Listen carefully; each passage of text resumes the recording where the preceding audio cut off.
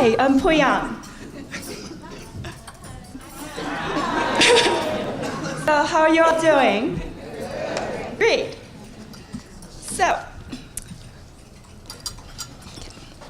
I started working with Peace and Justice Action Lead of Spokane through the No Discrimination Spokane campaign against Proposition 1 last year.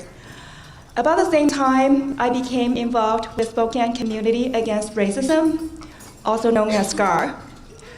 And then a few months ago, I had the privilege of being a member of the newly formed Spokane Coalition of Color.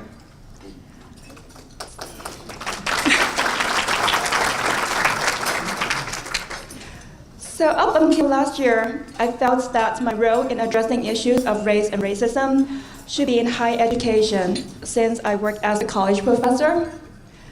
I would go to a march or protest here and there, but that was the extent of my community involvement.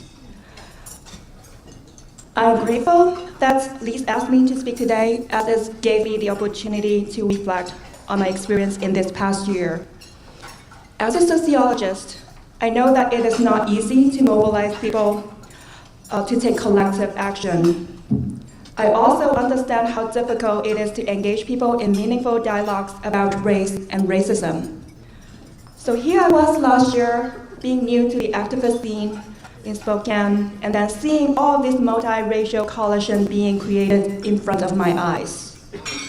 I'm sure many of you in the audience have read quite a bit on different aspects of racism.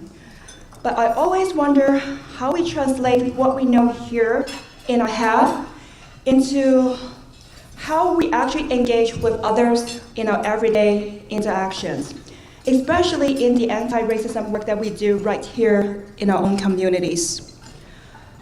How do we build authentic relationships with each other so that our coalition are on strong foundation? So I know for myself, the work that I have done in Spokane community made me think a whole lot about my own identity, and sometimes that is not comfortable. My identity as an Asian American woman, my own immigration status, how are all these shaping my role in the work that I'm doing? And I wonder if others I work with have ever thought about that also. I think about the conversations that we are having and the conversations we are not having, and why. What does white allyship mean or should be like when we are in this area where 80% of our population are white?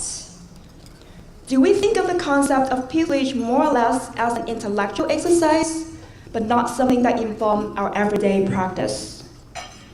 Are we only going to talk about the implicit bias of others, but not our own? Are we going to engage in the difficult dialogues where we really search deep inside ourselves, or are we going to stay with that polite conversation? Can we avoid all these difficult dialogues if we want to build sustainable multiracial coalition? As everyday people, we are all flawed in some ways. Our fears, our egos, our personality differences will get in our way as we work together. But we know from history, we don't need to be perfect human beings in order to create the social change that we want to see. Sometimes we just need to come as who we are as everyday people, with our vulnerabilities and flaws, and go from there. So as I grapple with all these questions that I just shared with you, I remain to be hopeful and excited about all this coalition building that is taking place in Spokane. PJS is right there with us in this work. Coalition building is about being there consistently, day in and day out. I appreciate seeing Lise and Sharon in all of these different meetings that we are together. It is inspiring also to see all these people from Spokane coming together to work on the Poor's Pebble campaign, a national call for moral revival. PJS is not only where we come together and get work done, but it is also where some of these difficult dialogues can take place, and where authentic relationships will be built beyond the moment. Thank you.